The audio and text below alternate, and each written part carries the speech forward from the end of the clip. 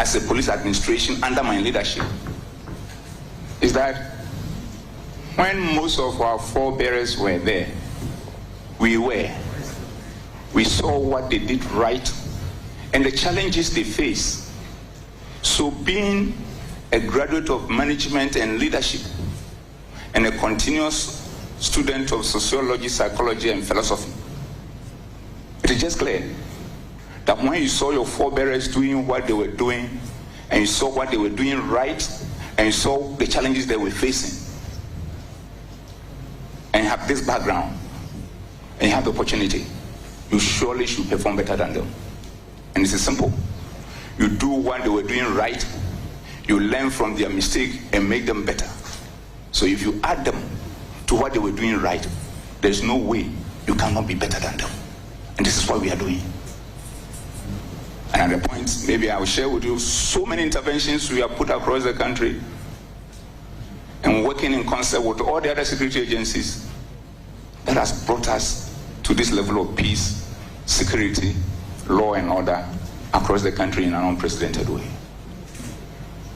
But the next point, Honorable Chair, is the fact that we don't want to be the best in the whole life of the police service, but rather we want those who come after us to be better than us, because by the same yardstick, they are watching us in terms of what we are doing. And that was IGP Dampare, or former IGP Dampare. We have to be current. Former. But it's still IGP Dampare. IGP Dr. George Ekufu Dampare, Inspector General of Police. He was Inspector General of Police of this country from the 1st of August 2021 to March 13. In a matter of hours, 2025. Yeah. Thank God. Charlie. Life no balance. Like I saw President Akufo-Addo say, former president of the republic. In fact, his Ramadan statement that he wrote to Muslims as former president. Oh, Charlie. So much for Nipan session. But who really is Dr. George Ekufu Dampare? IGP Chania, I told you about, he was appointed as acting IGP on August 1, 2021, officially sworn in as an IGP on October 8, 2021. So that's about just 1 month, difference. The total tenure that he stayed in office as IGP was 3 years, 7 months. That's August 2021 to March 2025. What are his career heights? He joined the Ghana Police Service in December 1990 at age 20. December 1990 at age 20. Yeah, he was promoted to Commissioner of Police, COP, in 2014 at age 44. So, the probe that we had... 22 years later. Say again? 22 years 22 years later.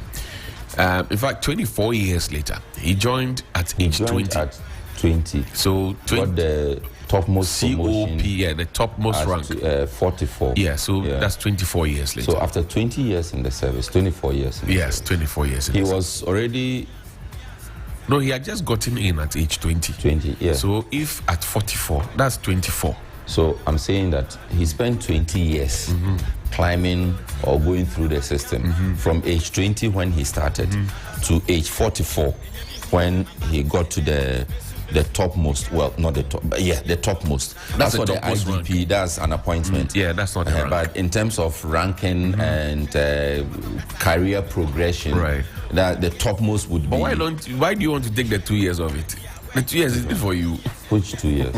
Because they are 20. 44 minus 20 is what? That's why I say 22. It's 24. And I say 24. It's 24. 24. Why do you want to shave some off? Why you don't like this? Now, his career heights. He served as Director General in multiple departments: administration, operations, welfare, ICT.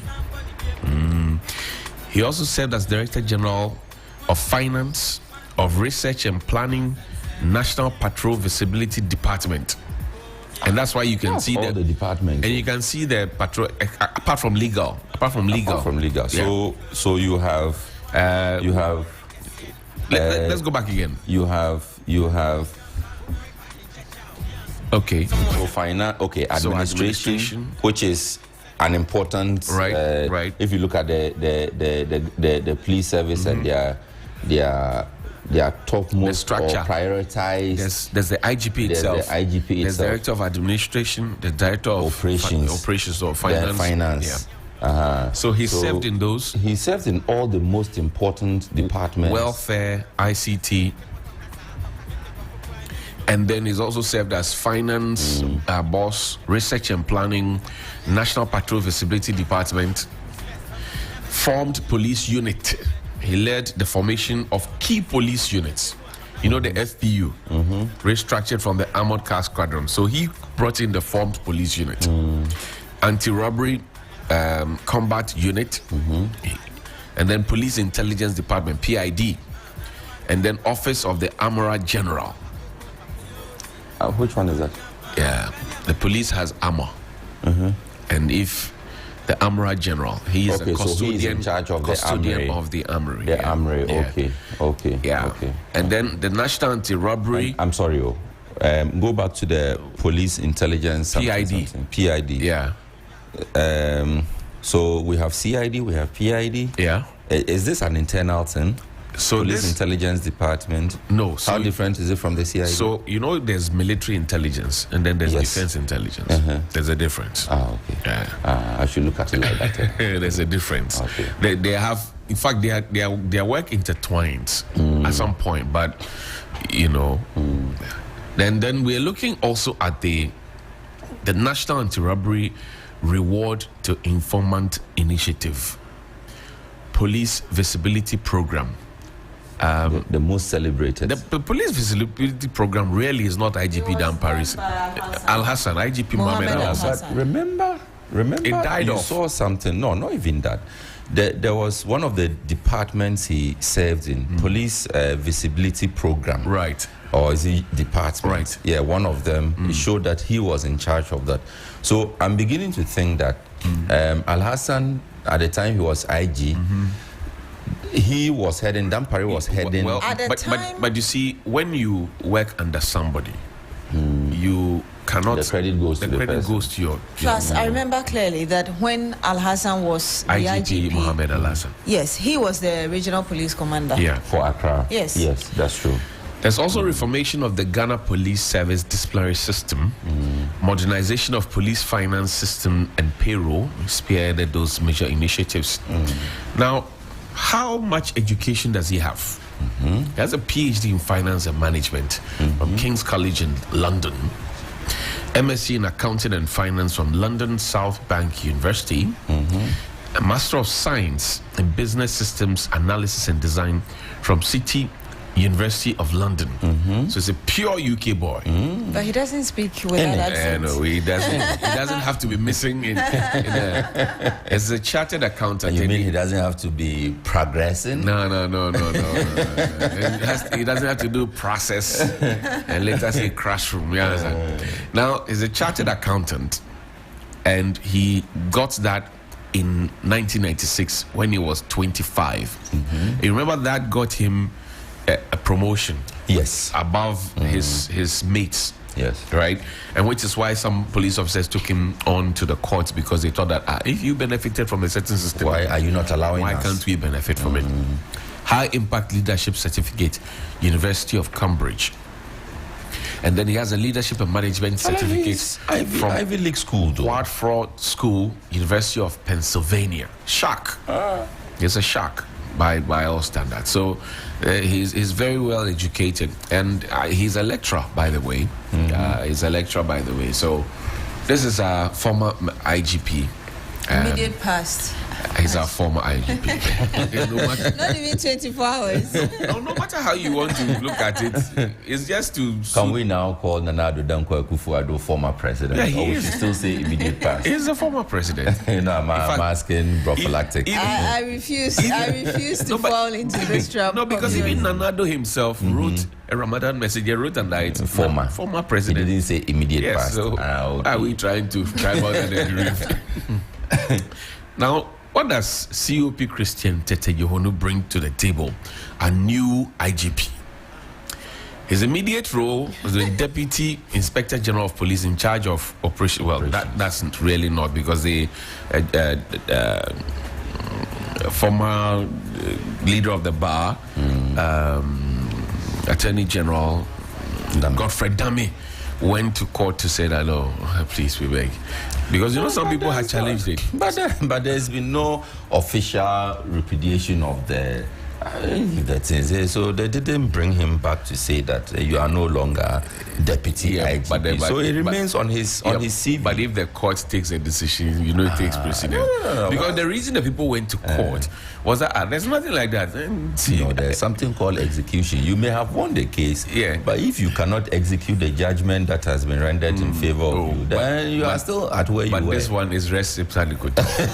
Because the leader of the bar and Attorney General went to court and said, please, there's nothing like deputy judge. The thing remains on the man's CV as former deputy IG. In charge of former operation. Deputy IG. No, there's no debate about the former deputy. But they're in IG. charge of, no? Yes, in charge of, no. That's in charge of the police service. Yeah, that's why the people went to court. In charge of operations. Then that's where the people went to court. Then AG says, no, there's no operations attached. It's just deputy IGP. Now, what are his expertise? Crime fighting expertise, strategic leadership, law enforcement excellence. That's what he brings to the table. As for crime fighting, I think a lot of people remember him for that. Some of the hardcore robbers we have seen in this town. Right. It was through his leadership that those were brought down. And in fact, I understand that there are still some people in Sawam today, when they hear his name, they panic. Yeah. Because they still cannot understand how he got them. Yeah. So crime fighting operations, that's his area. In fact, there was one day I went to visit him, then they brought somebody in handcuffs to his office. So they should wait small. He wants to talk to the press. We press, when we hear things, we go and say it. Yeah, of course. Yes. So the expertise that he brings, we know. Now, he's gone to school, obviously. He's a pre-second, another year. He went to Presbyterian Boys Secondary School. I'm not sure if he wrote WASI, because at his age, at the time when he was in school, there was no WASI. SSE. No, even SSE. Even SSE, no. He must have written GC. This is GC, O level, A level, that's the level. Ordinary level, advanced level. So. And then university, he had his bachelor's degree at the University of Ghana. He just crossed the street and went to school from one place to the other. Postgraduate executive MBA, University of Professional Studies, Accra, UPSA.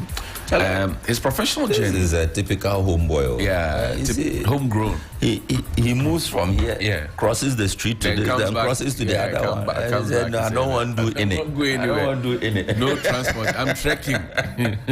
Now, professional journey and his key appointments so far: November 2007 to May 2009, was Accra Central Divisional Commander and Accra Regional Operations Commander. That's where, a lot of those armed robbery cases and etc. In 2011, he was awarded the Grand Medal for his meritorious service in combating armed robbery and other criminal activities. And then in 2012, he was promoted to Deputy Commissioner of Police, that's DCOP. And then in 2013 through to 2015, he was Deputy Greater Accra Regional Police Commander. Fast forward to 2015, he was appointed Director General of Motor Traffic and Transport Directorate, MTTD. Those who were white and black or blue-black on the streets will flag you and talk to you. In 2015, he was the man in charge. In 2016, he was appointed Director General in charge of Special Duties and Administration. 2024, promoted to Deputy IGP, and in 2025, he's IGP. He was appointed, well, in the list of IGPs that we've had, the Fourth Republic, for example, J.Y. Kofi, January 1, 1990, September 30, 1996. So when Dampare was joining the service, this was the IGP then. When he became a chartered accountant at age 25, this was the IGP then. Appointed by President Jerry John Rawlings, Kofi was the first IGP of the Fourth Republic. And then there's Peter. Sisters, you have to help me. This is the celebrity IGP of our days as boys. Yes. Yeah.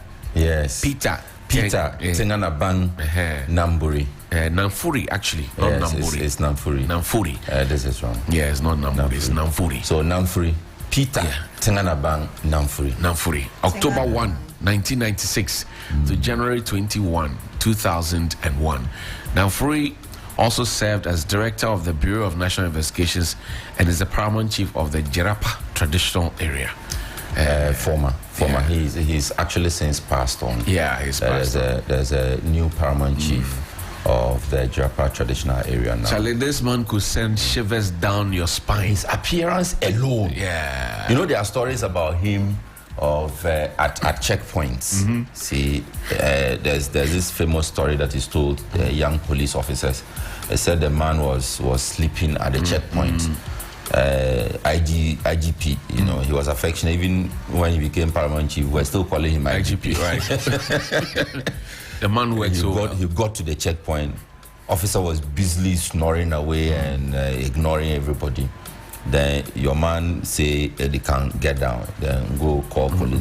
Go. The man say get out. Who do you think you are? Go and stand in line and stop fooling. Then IG get down himself and get to the place. The man still like see he be IGP because he was sleepy. He was drowsy. Then the man. The moment he realized, I just say, stand up, sir, stand attention. I sack myself. He say like, I sack myself, sir. Say, sir, I sack myself. And then we have Ernest Owusu Opoku, IGP, January 22, 2001. July 21, 2001.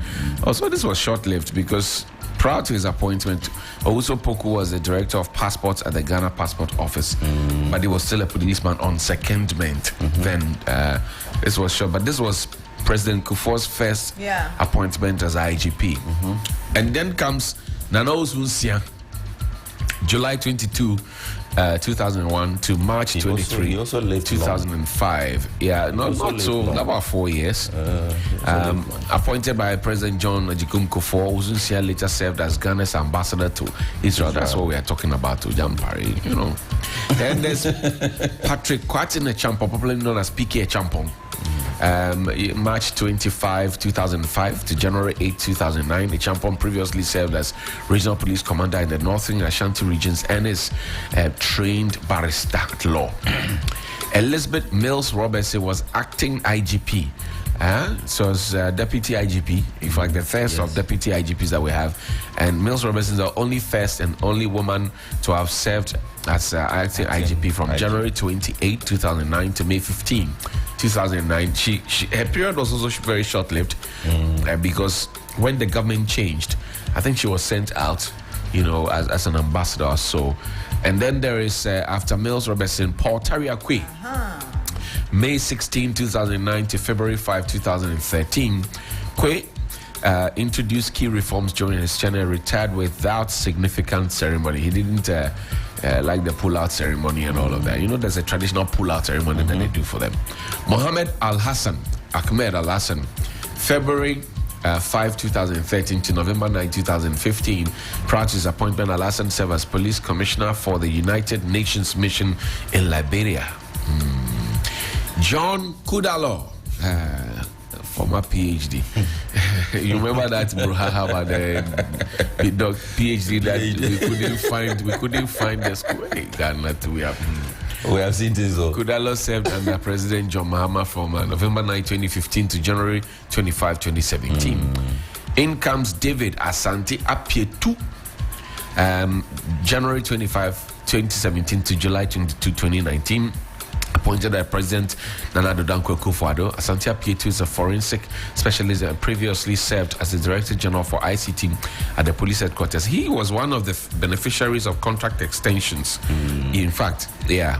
And then after him comes... He still looks young anyway. Yeah, he kept himself well. After him comes James Opon-Boyenu, October 9, 2019 to August 1, 2021. Before his appointment as IGP, Opon-Boyenu held various positions, including Director General of Welfare and Director General of Administration.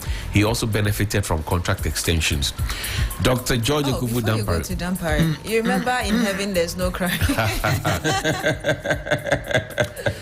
Dr. George Akuffo Dampare joined the service as a constable and rose through the ranks over 3 decades to become IGP, served from August 1, 2021 to March 13, 2025. And then a brand new, freshly minted IGP, Christian Tete Yohono. So Dampare did 2 years, 3 years. Yeah. 3 years. 3 years. Yeah, almost 4 years. Yeah, almost 4 years. Almost 4 years by then. So he would be, so in fact, 3 years, 7 months. 7 months. So Peter Namfuri served for a long period. A longer period. That's how he's the longest serving. And that was one thing that President Jerry Rawlings did, which, you know, the Benak affairs of this, but you remember them because he kept most of his security chiefs at posts for a very, very long time. Yes. And for him, because he had served also as a security person before, a certain understanding of loyalty came to the conversation. And that's why President... what do you call it? A former president of the Republic, President J. Kufuor, did not pick any other security expert in his corner to become his defense minister. He picked his brother.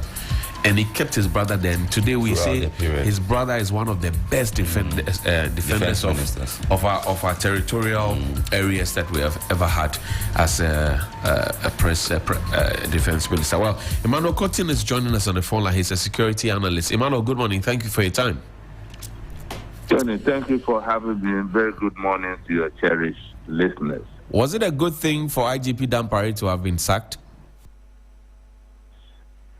Well, in standard practice, one cannot impugn good or bad here. I think the president have the prerogative to appoint and disappoint whom he feels can better serve his purpose in his research agenda. So to me, every COP in the Ghana Police Service has the opportunity to serve as an IGP. And to me, I think it's an opportunity and it's not a privilege. So we cannot impugn good or bad here. But what surprises most of us is the personnel itself, the kind of jubilation and party mode the personnel are in. And this morning, my checks in most of the police stations indicate that most of the personnel are in white. They have ditched the uniform, and it's so telling.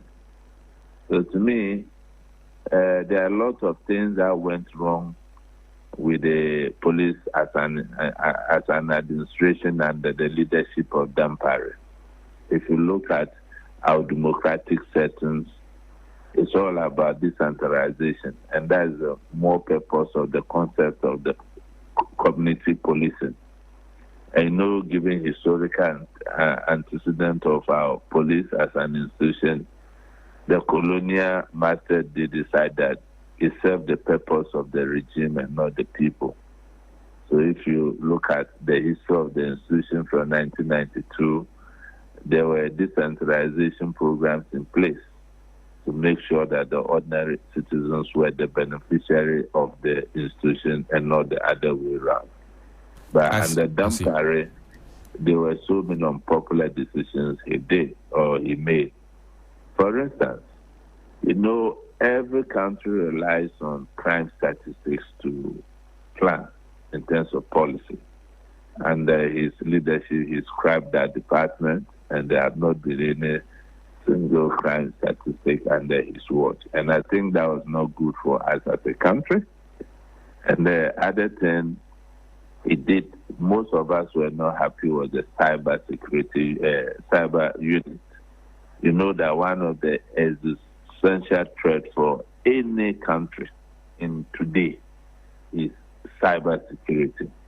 And you know, the then Director General of CID, Mamitiwa, went at great length to even solicit funding from an international organization to set up that unit within the police service. You remember, is it, I don't know if it's the ACP now or DCOP, Gustav, who headed the cyber crime unit. I think that he's DCOP now, because at the time when he was head of the cyber unit in the earlier period was a CSP. If you have had 8, maybe 9 years, now you should climb up to DCOP. And he was removed, and the guy has been inactive for some time now.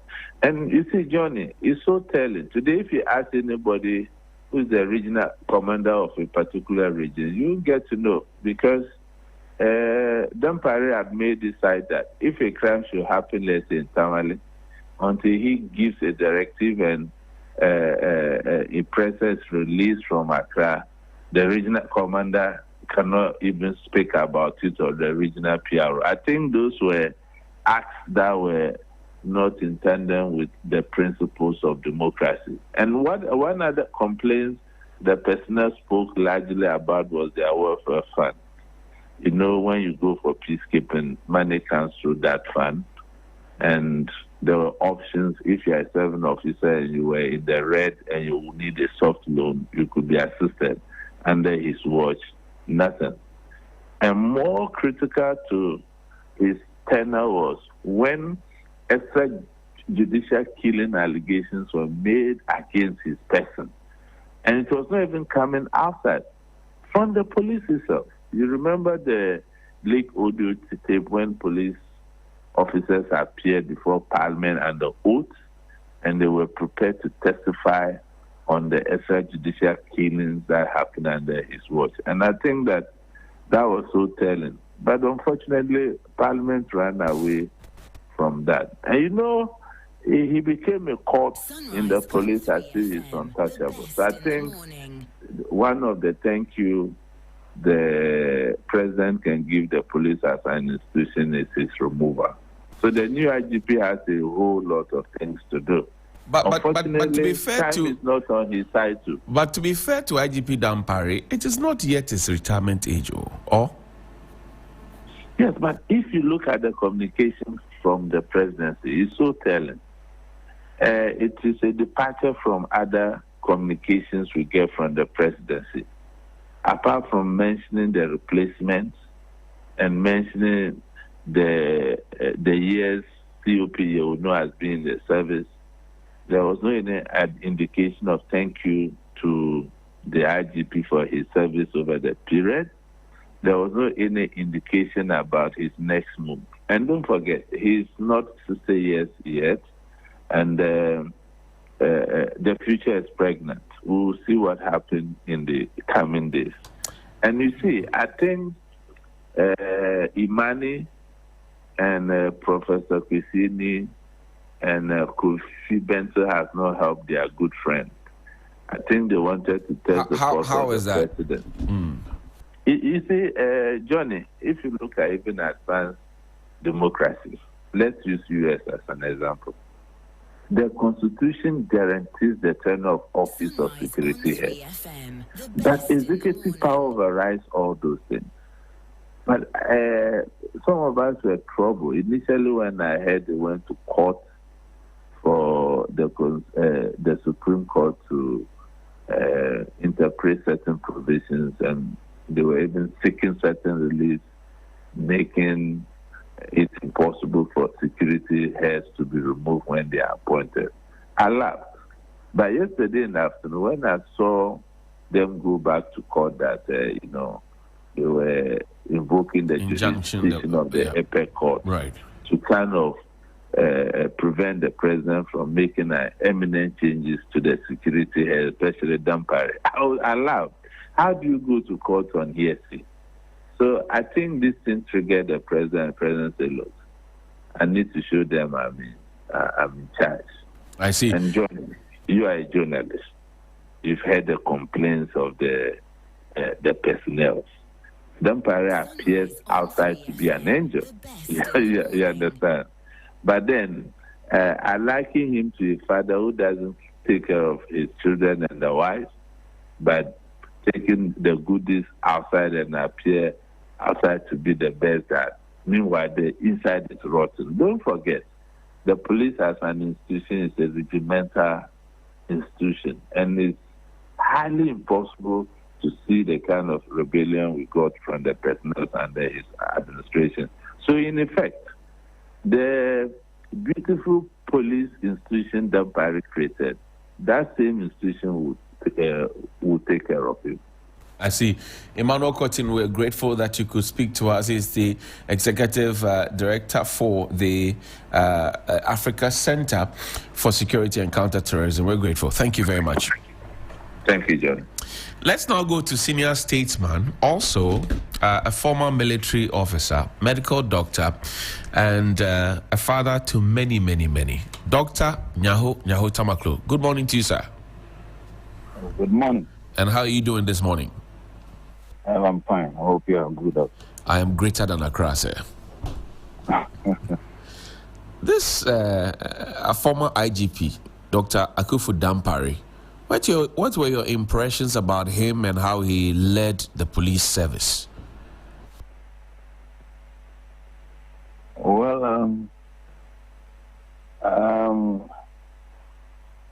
as another person in the society, I think he brought in quite a number of changes into the police service, particularly administrative changes, and to pass by the police headquarters, you see quite a number of changes that have been brought there.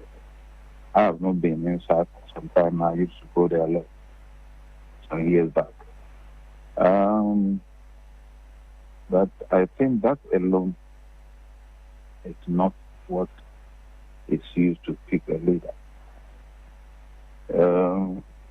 What quite a number of people do not probably know is that we have command structure in both the police and the military. Right. And at a certain level in the police service, I believe it must be either assistant commissioner or chief superintendent. You are looked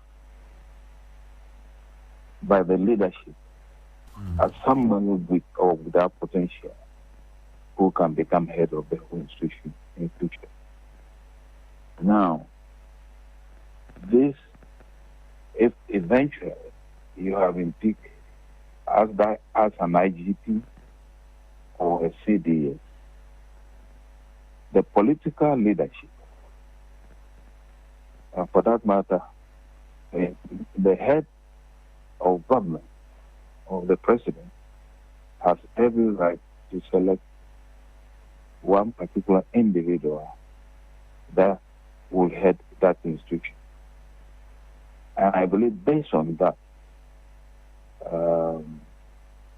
the former IGP, Dr. Dampare, was picked by former President Akufu. Now, I would like to cite a few examples. Yes, sir. And that will help us a lot because these are things that have happened in the past, and most of the young people might probably learn a lot from it. Now, there's something we call rapid promotion in the armed forces. Right. It has happened before. In fact, when the British left, there was a huge gap in the officer corps. So Nkrumah had quickly to get young men to be trained. Some were sent to Sanhet, some were trained here, even including Nigerians, in order to fill the various positions that have been vacated by the British officers. Now, when you have a situation where a particular position is free, in the armed forces, when you get to the rank of a major, they keep watching your behavior, how you do things. There are a lot of things that military intelligence will look at. Right. That's because you were a senior officer now as a major. Yes, because you can now, from the rank of a major, you can be picked to command a battalion. Right. A battalion is always commanded by a lieutenant colonel. That's right. Now, if they find it to be somebody who is wretched, somebody who is not efficient, no integrity, a person without culture of resignation, which to me is very important, believe me, you can stay in your rank till you leave the service. Of course, there must be efficiency also. Efficiency, loyalty. These are things they look at right from the military academy. Now, when you get to the level of a major, then you yourself must know exactly how you carry yourself in the military. Because from the rank of a lieutenant colonel, where maybe you might be given, once again, you must be trusted by the leadership before you are given the command of a battalion. Because a battalion alone can create a lot of confusion or can help in building the nation. Now, I'll give you a very cardinal example. You might have heard of General Kutu Achampo. That's right, Ignatius Kutu Achampo. Who was the head of state in the early 70s. That's right. Now, after the removal of Osajefo Dr. Kwame Nkrumah by the military and the police, it was a joint military police operation. Now, if you watch carefully, most of you don't know, A.W.K. Hali. That's our IGP. IGP, thank you. He was not just an IGP. He was a person the wise trained as an intelligence officer. What we now call BNI, he's an expert in it. By then, the position was called Special Branch. Now, he knew in and out of the police. So, when Nkrumah made him the IG, Nkrumah trusted him. Listen to me very carefully. Nkrumah trusted him. Nkrumah found him to be very loyal. Nkrumah found him to be a man with integrity. Nkrumah found him also as somebody who had the culture and can act on principle. I'm sure he saw all these things. Now, another person, A.K. Deku. A.K. Deku was head of CID. And to get to that level at that time, you must be good. A.K. Deku was Nkrumah's personal aide.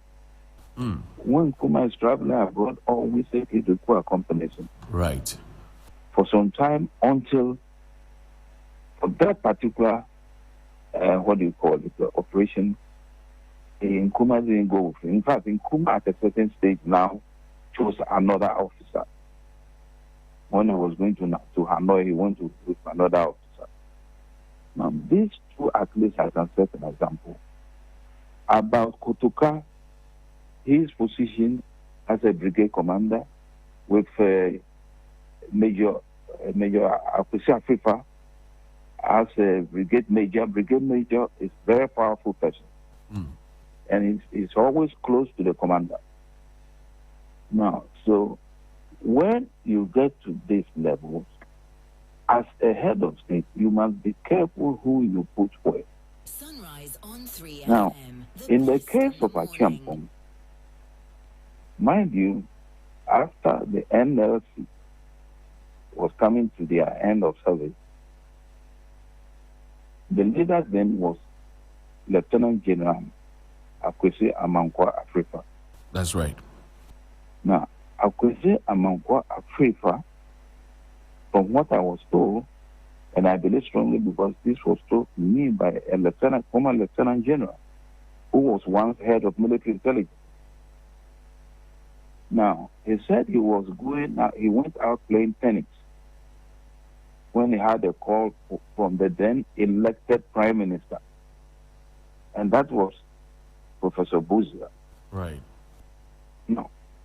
Now, the then elected Prime Minister would like to see him immediately.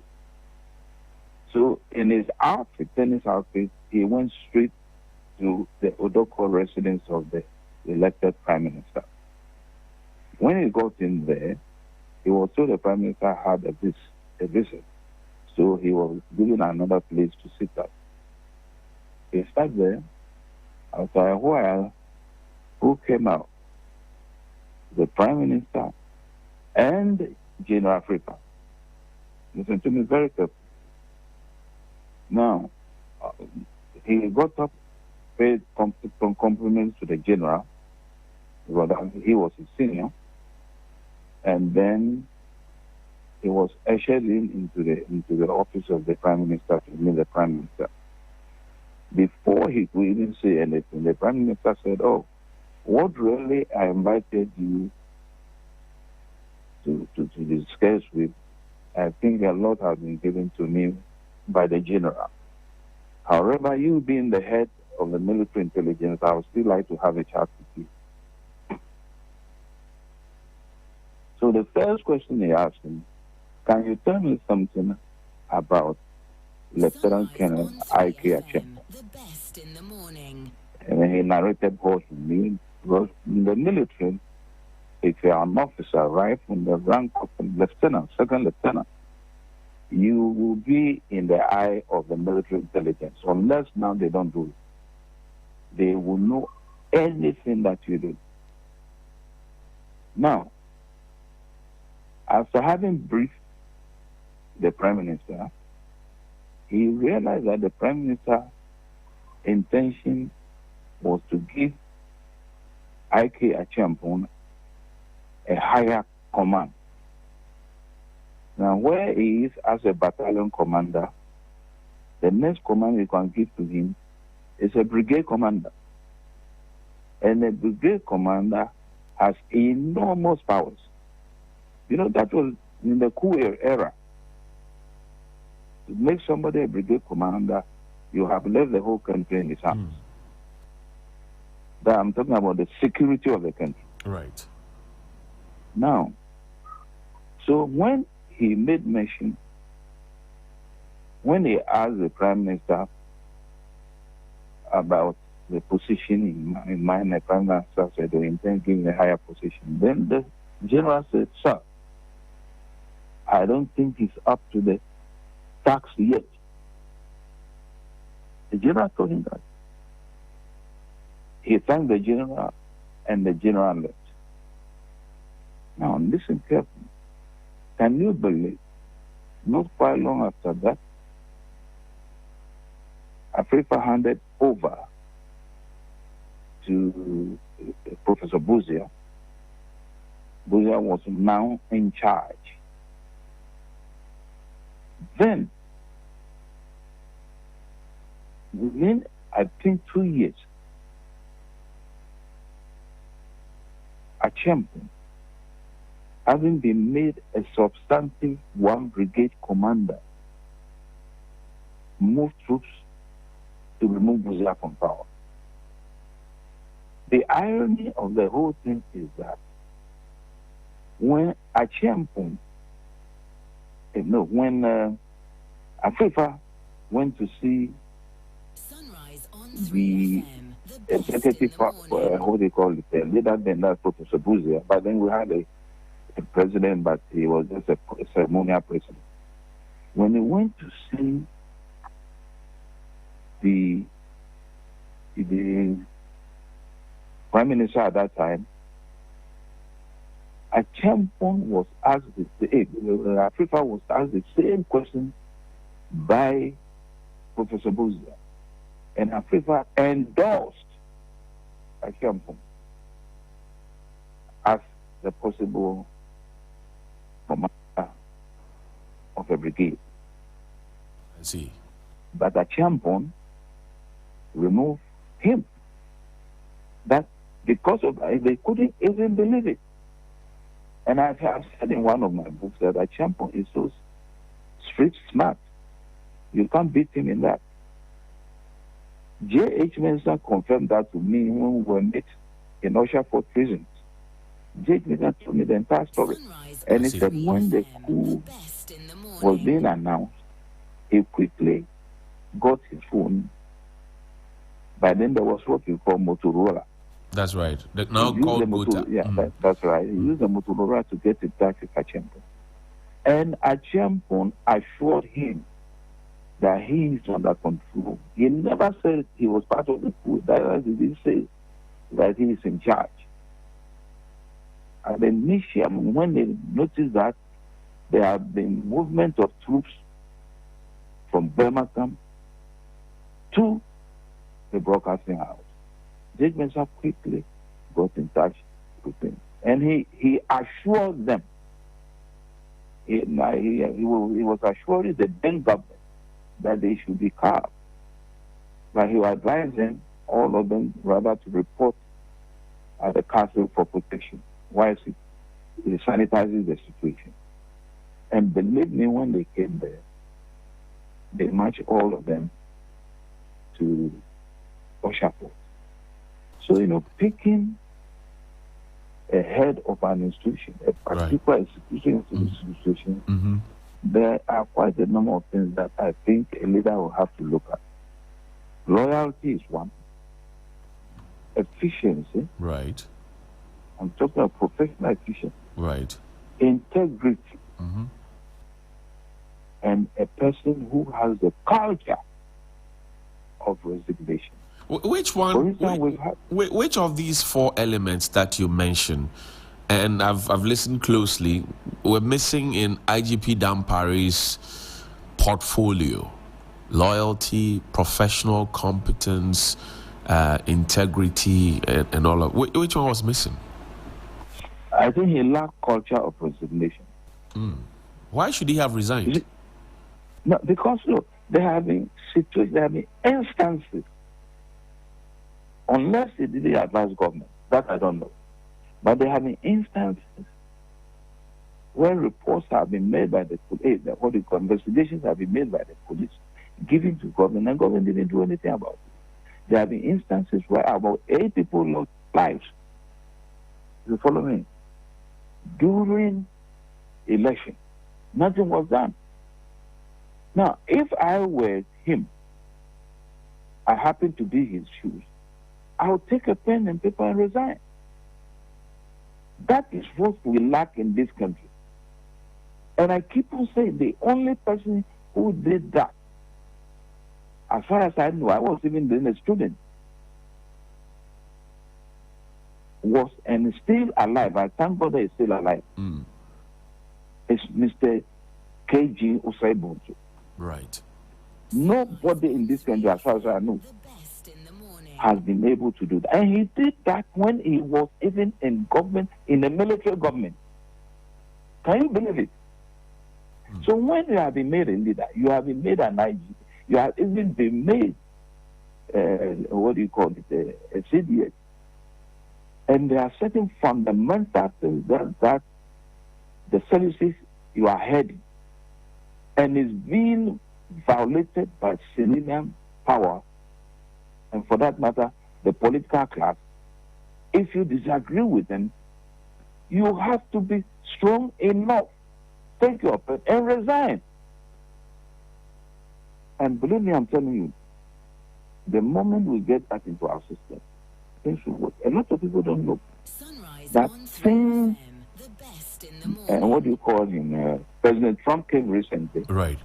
He has dismissed the Joint Chief of Staff of the United States Armed Forces. The Joint Chief of Staff is like the CDS here. Right. You follow me? I follow. And the person is dismissed was a black. We have had only 2 black really coming to that level in American history. Colin Powell and this particular man. Now, this man, he was known as one of their best jet fighters. But Trump removed him and he left. You see, Dr. Dampare should have left, Doc. Is that what you're saying? Say it again. Dr. Dampare should have left, should have resigned. He should have resigned. Believe me, he would have been a hero by now.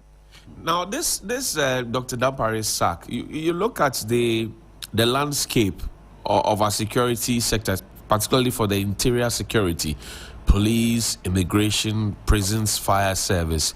And then you look at the top 3 at the immigration, prisons, and fire service. They're all retirees who are still at post, pledging allegiance and hoping for contract extensions. Should this indication from the presidency to the police service sweep across all these other 3 so that there's a refreshment of a sort? No, I wouldn't, with Dampare's case, I wouldn't say he was sacked. He has been retired. Because if he had been sacked, he would have lost everything. You follow me? Yes, sir. He has been retired. But people will argue, or probably he will argue that he was prematurely retired because the retirement age really is 60. But there are others who probably then didn't even get to 60 and leave the service.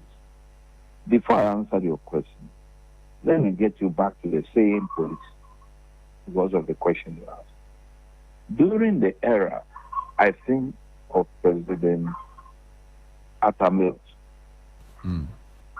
there was a promotion in the police service where certain people who were junior to certain officers were jumped over them.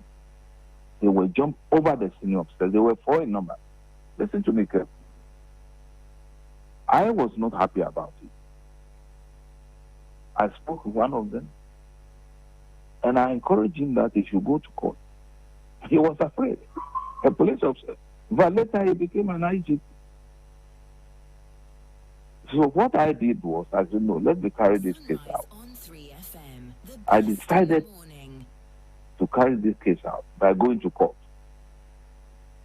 So I went to see my lawyer at that time. And the lawyer is nobody else than Atachia. You can ask him. The moment Atachia saw me, he was so excited. He said, seen him. What brought you here? I said, nothing. This is my problem. And then the advice he gave me was that all he needs is a CV of these officers. See, Sorry, I'll have you hold on briefly. Professor Kwesi is joining us on the other phone line. I want to quickly pick his thoughts and then I'll come back to you as well with another. Prof, good morning. Thank you for your time. Hi, good morning. Good to have you, Prof. So it's a pleasure. Now, you and Imani Africa went to court to insist that the removal of the heads of the security agencies should not happen. That matter has not been determined, but the president has gone ahead to take a decision to kick IGP Dampare out. What's running through your mind, Prof? No, nothing. I mean, we went to court for an interpretation of what the Constitution says, and that was done close to a year ago. So it does not. Until the decision comes, the president is free to make the decision that he wants to make. And to ask you directly, did you think that he should have sacked IGP Dampare before his age of retirement? Not sacked. You know, you people are using such wrong choice of words because you are so emotive and you haven't read the text of what we seek to do or we sought to do. Any senior officer in the statutory security services knows that when he or she occupies a certain position, it's only for a limited amount of time. The injunction that we sent last year, and please, you people, don't try to politicize this by saying we are attacking Muhammad, blah, blah, blah, blah. I haven't said that. You are attributing things that but I have not said that. Prof, respectfully, I have not said that. I'm asking you a simple question. So I've not said that. I'm not emotive. I've not said that. I don't think that you should be attributing. You used a word that said kicked out. No, I said kicked sacked. Out. It's an emotive word. No, I said sacked. I didn't say kicked out. I'm just saying. But he has not been sacked. But so what has happened to him now? That's what I'm saying. When you occupy these positions, you know yourself that the tenure is limited. Max from 2.5 to super maximum 4 years. There are some IGPs who have served less than a year. Okay? But we've turned this particular individual's case into entertainment. What our injunctions sought to do as far back as last was to say in situations where the person occupying the post has not reached their statutory retirement age and has also not committed any extreme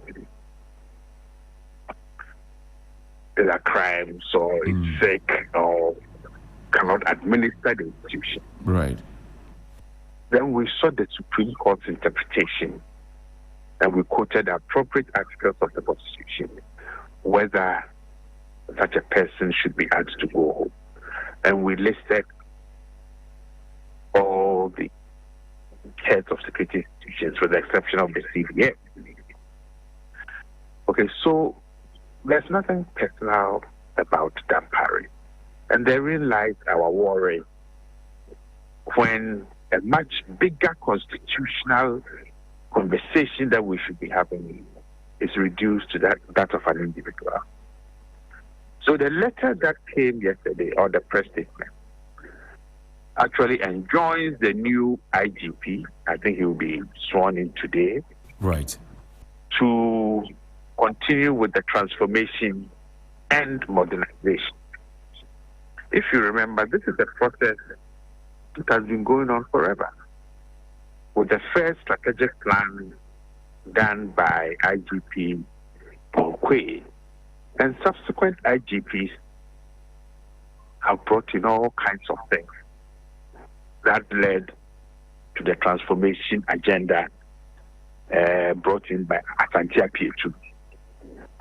So it's an ever-changing, ongoing process. Dampare has done it great.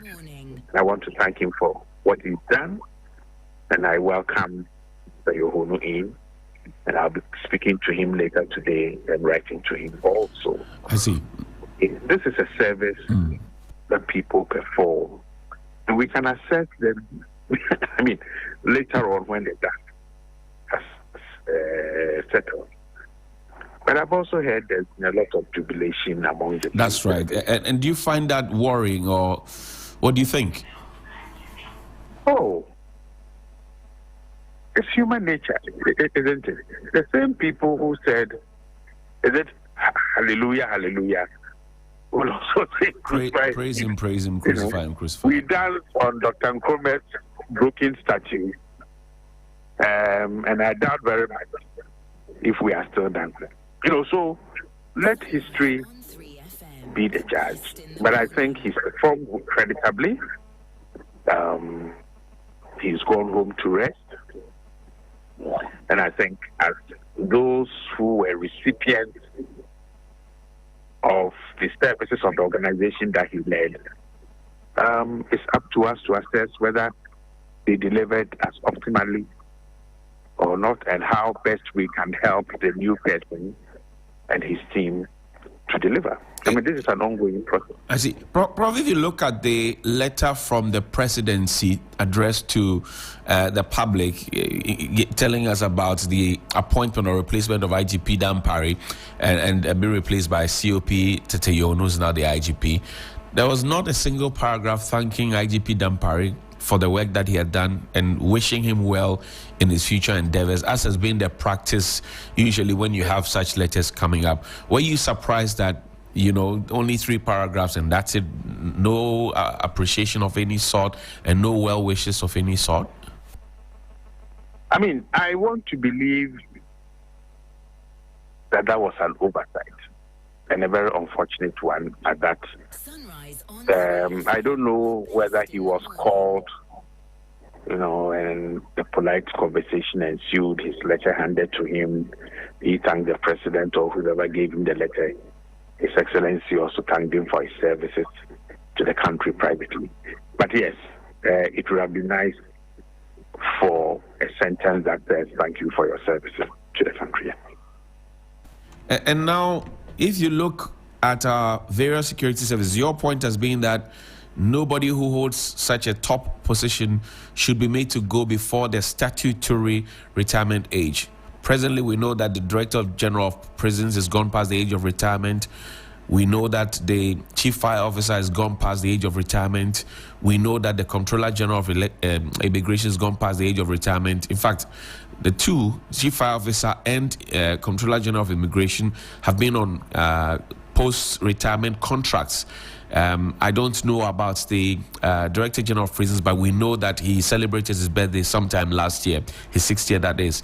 Should this wind blow through so that other persons who are below the age of 60 can also fill in the gap and serve their full term until they are 60? Look, I think this is a bigger constitutional conversation that we need to have as a nation. And I think this has been done much earlier on under Mills when this conversation was taken during the constitutional review. Nothing was done about it. And I'm hoping this new team taking submissions will have some submissions relating to this. But as I've said, this is a bigger constitutional conversation. So the Supreme Court, I think, is supposed to give a judgment or issue a statement sometime on the 7th of May. But between then and now and then, I think the president is not bound by anything. I mean, he needs to put his team together. And when the Council of State was inaugurated, it became clear that, he'll try to put his team together as quickly as possible. I see. Prof, we want to thank you very much indeed for your time. But just before you go, have you reached out to the presidency to, for example, ask them why, even though they knew that, there's a process... No, why should I do that? No. I mean, I've told everybody that I'm not the kind of scholar who carries my results under my armpit and go knocking on anybody's doors. I think what I've done is public knowledge. It sought to deepen democracy and constitutional rule in Ghana. And I think there's a conversation and a debate that we need to be carrying on. So there's no need for me to call anybody at all. Thank you. Professor Kwesi Enin is a security expert. We thank you very much for your time, sir. Dr. Nyaho Tamakloe. Yes, I'm around. I come to you now. I apologize, I had to hold you on briefly, but I come to you now. I'm sure you heard the good prof and what he had to say, because he had triggered the process together with Imani's Kofi Bentel on such matters. I want to quickly pick your thoughts on the things you heard Prof say and where you stand. With the opposition on going to court, it said it's almost 1 year now. That's right. So honestly, I don't think so. Earlier this week, there was a resurrection of the matter. I think it was an injunction or so, restraining anybody from going ahead to sack any of these, top brass from. So there was an injunction this week, so a resurrected matter, if you will. And now he says that, his president has the right to do it anyway, even though there's a resurrected matter. That's what I'm asking you. Yeah, I would have suggested, or I would have been happier if they have probably sent their concern to the newly constituted Constitutional Review Committee. You follow me? Because the point they have raised, they are very important points. That what we have in our Constitution now does not in any way stop the head of state from picking its own service commanders.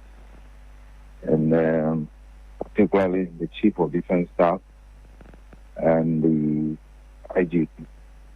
So I would have suggested if probably there have been a situation where they are not comfortable or they suspect something might probably come in and they want an injunction, I would have expected them to seek their concerns to the Constitutional Review Committee. And I'm sure, looking at them and their caliber, definitely it will be listened to. But that's all that I will say. I see. But Doc, the myriad of jubilation among the police personnel that Dr. Dampare is gone is worrying to a lot of people, particularly because they think that a service like the police service must be apolitical and must not be pandering to a certain individual to be leading them. Do you find that worrying too, that an IGP is gone and people are recording videos of themselves jubilating? To be frank with you, I would not take such officers serious at all. Look, we have had in this country things of this nature. When Nkrumah was removed, I was in the country. But at least I saw the clips. And not quite long ago, Mahama had all the insults you can think of on these same people. Not quite long ago, a police, or whether they can claim they were not responsible, that I can't tell. But what happened in Wogon constituency prison, where a commission of inquiry was set up, a report and recommendations were made. What have we heard about it? Nothing. So, if there is a group of police people now jubilating, I will not take them serious at all. I will not. If anything, they are the destructive elements within the system. I don't know any of them. Jubilate about what? You see, these are some of the things that... Look, as I was giving you an example, let me add one more example so that people will get to know. Yes, sir. So we can... You might have heard of the name Lieutenant General Wood, Nelson Wood. That's have right. You heard of the name before? That's right. Now, yeah, that's why I said the key things a person is looking, a leader is looking for: loyalty, efficiency, integrity, and the culture to say no on principle. Right. And we have Lieutenant General Nelson Wood. I know him very well because I was in the armed forces with him. A young officer. Right from the level of Lieutenant Colonel, he started climbing. I think the fastest we have ever seen in the armed forces. I see. From Lieutenant to Colonel. When he was a Lieutenant Colonel, he was the commander of 48 engineers. Then immediately to full Colonel. Within months, Brigadier General. Within another month, Major General. Then he became Lieutenant General. The youngest then to occupy that position, Nelson Wood. I think his name has been there's a street used named on one after of the him. streets in Accra. That's right. In fact, a even great officer. inside Burma Camp, there's a street named after him. That's right. A great officer. You see him, you respect him. Unfortunately, he died in office. A great officer. Because all the points I have raised, he called them loyalty, efficiency, integrity, and culture of resignation. Right. A man who can act on principle. These are the type of leaders we want. And this cuts across, not only in the armed forces or in the police service, but even within the political class. And if the political class fails to do that, then we have to be careful. I thank you very much indeed. Now, before you go quickly, in 30 seconds, we have a new interior minister. Internal security is very, very important. How should he be conducting himself in 30 seconds so we can go, sir? You see, how should he conduct himself? Yes. As what do you call it? Interior minister. Interior minister. Yes, sir. What I would suggest to him, first and foremost, they should leave the police service or the security services to select or look for their own recruits. That so-called protocol program that they have should be cancelled immediately. And these are some of the things that have made some of us uncomfortable with the leadership of the security services. This is one thing IGP should have stamped IGP Dampare should have stood up against. This is one thing the CDS should have stood up against. That the military will have our own way of getting people into the armed forces. But where you have a political list that invites people into the armed forces, the results definitely are seen within a short time. That's the advice I'll give him. Thank you very much, senior statesman, medical doctor and soldier, Dr. Nyaho Tamakloe. Always a pleasure to spend the mornings with you. It's a pleasure talking to you. Thank you very much, sir. It's in the studio. I'd like them to introduce themselves. Good morning, guys. Morning, energy. Introduce yourself. It's your claim to fame today. Yeah, let's hear you. My name is Gilbert. Gilbert? Yeah. Gilbert what? Gilbert Adeku Eliklim. Okay, and what do you do? I'm an artist. Okay. I'm a student of Audubon Senior High School, Volta region. Okay, great. And you? I'm Ephraim Ayo Rakatete. Okay. I would say I'm a retired artist. So why are you here if you're a retired artist? So I just graduated from the University of Ghana. Right. Graduating with a CGPA of final grade point average of 4. You are the Shakiro. Congratulations. Yeah, thank you very much. Nice. How does it feel to be a valedictorian of Ghana's biggest and, if you like, the premier university? I feel honored in a way because it was an opportunity that I think it wouldn't have been possible many years ago. But with the help of the various technologies and then the assistance of the school itself, I managed to attain that height. So it was an honor to actually be in that position. You're visually impaired? Yes, please. So how did you do it? How did you beat everybody? Tell us the magic. What did you do? Okay, so I finished St. Thomas Aquinas, 2017, entered into KNUST. Like I said, I'm a retired artist. So okay. I did painting and sculpture. Yeah, right. But unfortunately, my sight started getting worse. So I went to train on how to use. I knew people had gone through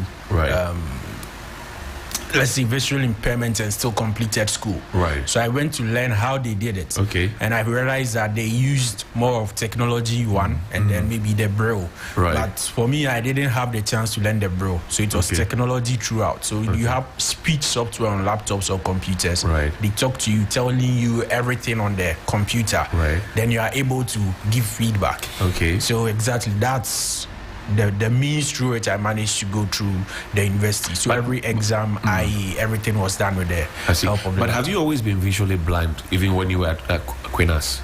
I'll say yes, but I didn't realize it. At the age of 10, I fell sick. It affected my sight. Okay. So you were not born blind? No. Right. No. I couldn't see at then, but yes, so I still managed to. I could see pencil strokes back then, so I was still able to use it to do the art. Unfortunately, in tech, I wasn't able to see the pencil strokes as I wanted to. So you didn't complete tech? No, I deferred the course in level 200. Okay. Yeah. Because of the situation with your health, sir. And then you had to come to Legon later. Yeah. In which year was that? 2021. Yeah, I came to Legon in 2020. I'm sure that when you got in there, there were others who felt that Charlie, this guy will go beat down. I'm sure there were people like that who walked up to you and said those things. Sure. I met Minnie. I met Minnie. What was your CGPA? I completed with 4.0. You broke the record. Sure. You hit the mark. They were looking for 4.0. You gave them 4.0. Just like that. No, Charlie, you're a great guy. Charlie, Eliklim, let me come to you. I mean, what inspiration do you draw from this? I mean, he says he's a retired artist. But what inspiration do you draw from this? Speak into the microphone for me. I was with him in the waiting room. I learned a lot from him, actually, because I mean, as an upcoming artist. Yeah, go ahead. As an upcoming artist, as I am, I just want to polish it when I go to school. Yeah, so. I see. But now you still draw? Yeah, I still with draw. Just pencil, or do you paint as well? I haven't yet mastered painting, but I paint. Yeah, okay. I paint. But you know how but to... mostly I use pencil. To sketch? Yeah, I know how to sketch. Kuzo, let's see some of his works. So on the internet quickly. So how long have you been doing that? For a while now. I mean, I almost stopped because depression and anxiety was kicking in. Depression? Yeah, because anxiety. I mean, there is no one to promote you and stuff. That's one. Also, you make an artwork, people are not buying it, so it just ends up being in your room, staying in your room, on your walls and stuff. Right. It got to you. Yeah, it got to me. Right. So there was really no support. I mean, yeah, no support. No one to support you. It's just you and your works. How young are you though? You're still in secondary school. No, I came out September last year. So you're freshly minted. Yeah, just like Mr. Rakatete here. Yes, sir. Only that your levels are different. Yeah. So how old are you? I'm 19. 19. Yeah, I hit 19 last year October. Oh, that's nice. That's nice. Congratulations to you. Thank you. So let's talk about your aspirations. I mean, you say there's no help, but now you are on 3FM 92.7. Yes. People get to hear of you. People see you. Yes. What is your ambition, the aspiration? Where do you want to get to? You talk to me. I've got dreams of... Tell us about the dreams. I'm planning on furthering, polishing it when I go to tertiary, that is tech. Right. KNST. Maybe I'm into animation too, but that I think that would be aside. But talk about painting, talk about sculpture, talk about realistic drawings, stuff like that. That's what I want to do. So these three are the majors that you want to do: painting, sculpture, and then realistic drawings. Okay. Then I think animation will come in sometime. How long does it take for you to make an artwork? Yes, an artwork. If it's just me and music, a day is okay. Your inspiration is music. Yeah, I listen to music a lot. Oh, what kind of music? I listen to rap. I listen to R&Bs. Okay. Yeah, I listen to hip hop.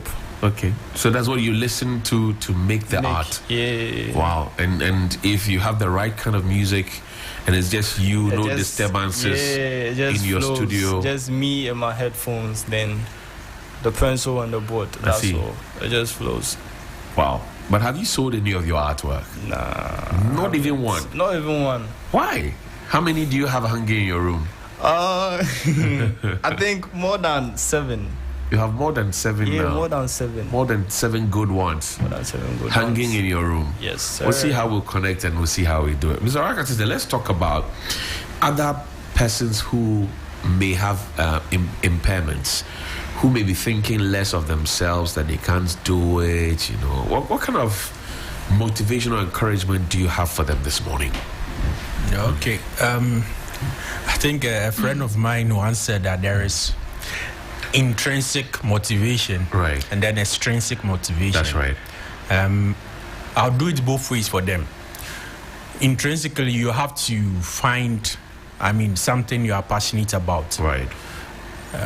That thing can give you purpose. Right. For me, it was managing to finish school, or the dream. I think before even going to the university, I just thought one day, I was like, just think of this. Maybe you go to UG, right, and you might finish shaking the hands of the vice chancellor. Right. It was just a dream.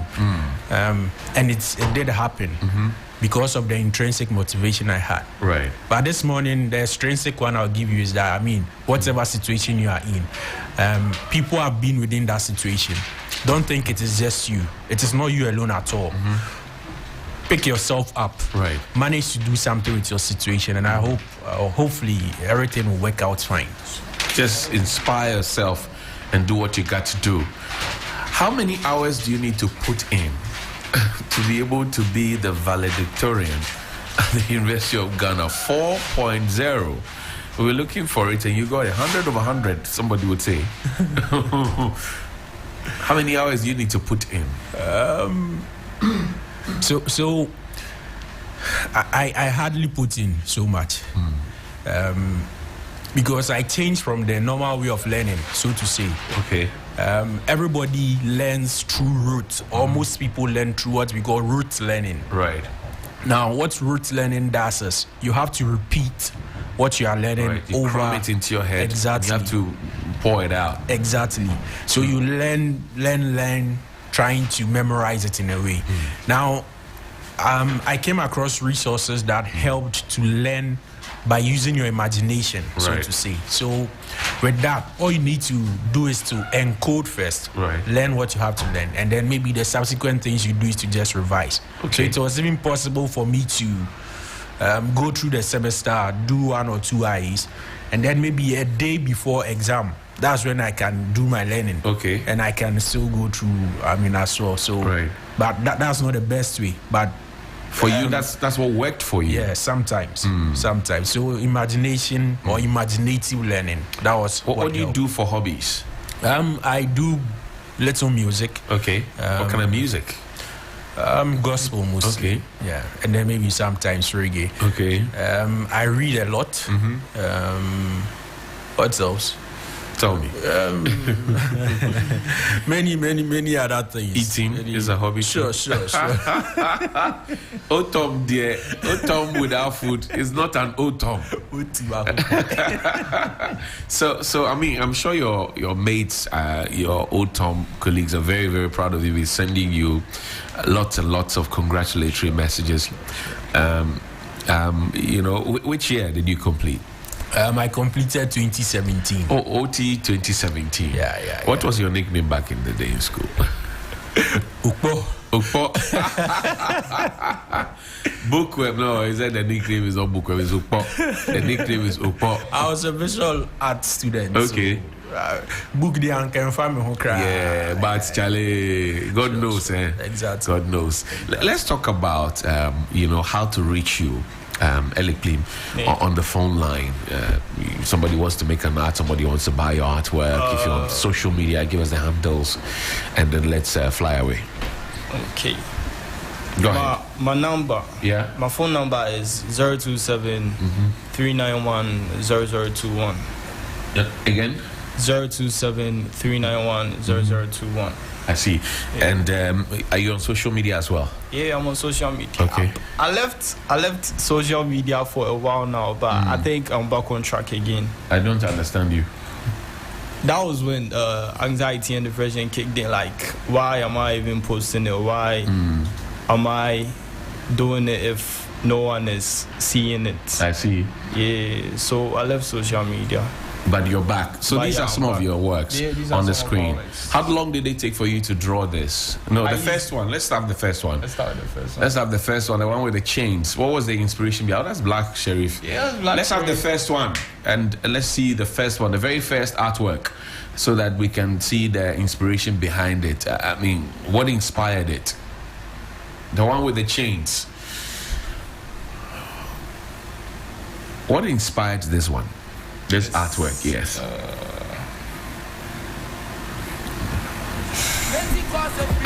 Tell me, you just painted it?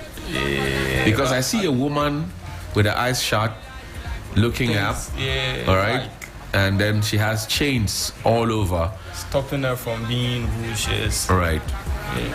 And how long did it take for you to do this? This took me, I think, 3 days. 3 days to paint this. Yeah, but I could have done it in a day, but you have other stuff doing. House chores. Yeah, house chores. Your father and mother will call you. Hey, come and do that plan for me.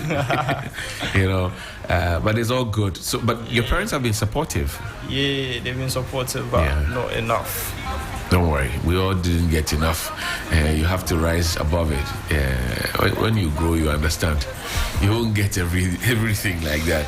So the phone number again.